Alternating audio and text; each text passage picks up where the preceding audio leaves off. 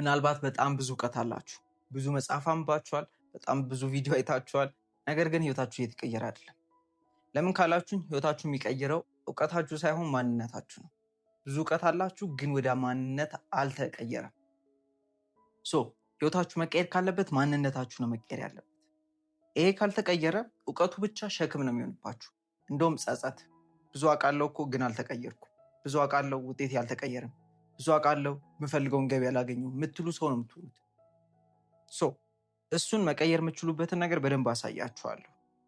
እና ይሄን መረዳት እንድችሉ አንድ ነገር ልንገራችሁ። ዋናተኛ መሆን ፈልጋችሁ፣ መዋኘት ፈልጋችሁ፣ ነገር ግን ምንም ችሎታ የላችሁም፣ ገባችሁ ትምህርት ቤት፣ ስለ ዋና ተማራችሁ፣ መጽሐፍ አነበባችሁ፣ በጣም ብዙ ማለት ነው። ዋው ስገቡ ዋና ትችላላችሁ ወይንም ጠይቃችሁ ጭራሽ ነው የማትችሉት። ለምን ካላችሁኝ እንዳልኳችሁ ነው።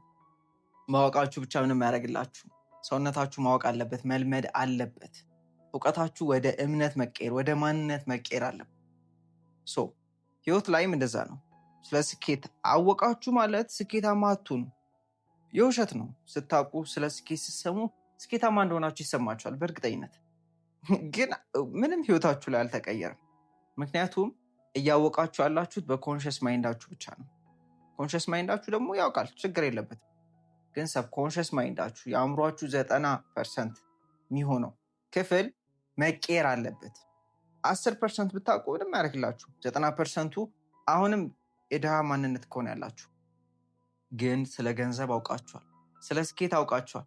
ግን ደግሞ የሚሰማችሁ ድሃ እንደሆናችሁ፣ የወደቃችሁ እንደሆናችሁ፣ እንደማይሳካላችሁ የሚሰማችሁ ከሆነ ውጤታችሁ ይሄ ነው የሚሆነው፣ እውቀቱ ሳይሆን ማለት ነው። ስለዚህ ይሄን እውቀት እንዳልኳችሁ መቀየር መልመድ አለባችሁ። እሱን ለማድረግ ደግሞ ምናልባት 1 ሰዓት ቪዲዮ ካያችሁ፣ 1 ሰዓት መጽሐፍ ካነበባችሁ፣ ከቀናችሁ ላይ ሌላ 1 ሰዓት ፊክስ ማድረግ አለባችሁ፣ የምተገብርበት ብቻ ብላችሁ። ለምሳሌ ይህን ቪዲዮ ትሰማላችሁ፣ እንግዲህ ላታቆሙ ትችላላችሁ፣ ወደ ቀጣይ ቪዲዮ ትሄዳላችሁ። ምናልባት ከኔ በፊትም በጣም ብዙ ቪዲዮዎችን አይታችሁ እና ካልቀየራችሁ፣ ተግባር ላይ ካልገባችሁ ምንም አይለወጥም። እውቀት ብቻ ነው የሚሆነው እና የእውቀት ቦርጭ ይኖራችኋል። you need a diet ማለት ነው። ዳይት ውስጥ መግባት አለባችሁ እና አክሽን ላይ መግባት አለባችሁ። ምግብ እየበላችሁ እንቅስቃሴ የማትንቀሳቀሱ ከሆነ ቦርጫም ነው የምትሆኑት። አሁንም በጣም ብዙ ኢንፎርሜሽን ኖሯችሁ በጣም አዋቂ ሆናችሁ ማተገብሩ ከሆነ አንደኛ እያወቃችሁ እንዳልሆነ ልንገራችሁ። ኖሌጅ የሚባለው ነገር ኃይል ነው ይባላል አይደለ? ኖሌጅ ኢዝ ፓወር። ከሱ በላይ ደግሞ ፓወርፉል የሆነ ነገር ልንገራችሁ። አፕላይድ ኖሌጅ ኢዝ ፓወር።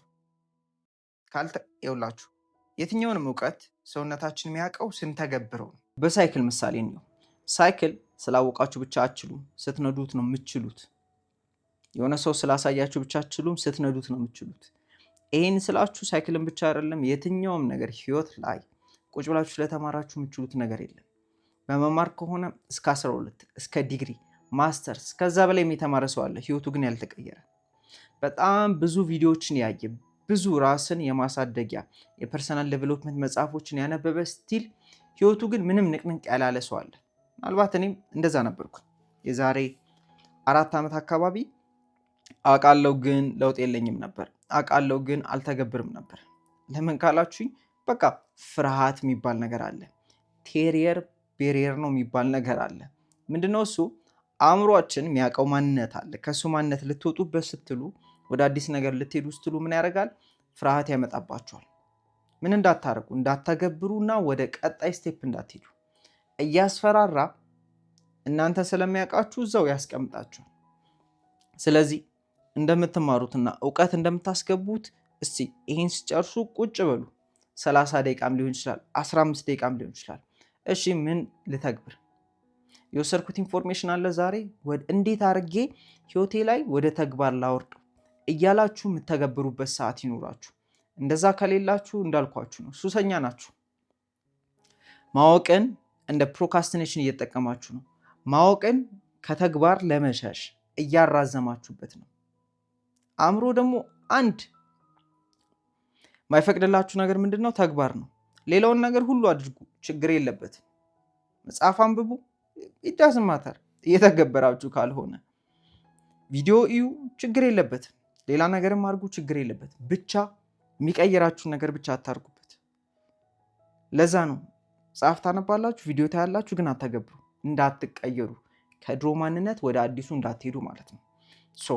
እንዳልኳችሁ እንደምታውቁት ሁሉ ፕሮግራም ይዛችሁ ተግብሩ እና ዋን ቱ ዋን ኮቺንግ ከኔ ጋር የምትፈልጉ ሰዎች ካላችሁ ታች ዲስክሪፕሽን ላይ ባለው ኮንታክት አውሩኝ፣ ክራይቴሪያውን እልክላችኋለሁ እና ከዚህ ቪዲዮ ያገኛችሁትንና ተግባር ውስጥ ለመግባት የወሰናችሁበትን ነገር ኮሜንት ላይ መጻፍ እንዳትረሱ። ይመቻችሁ።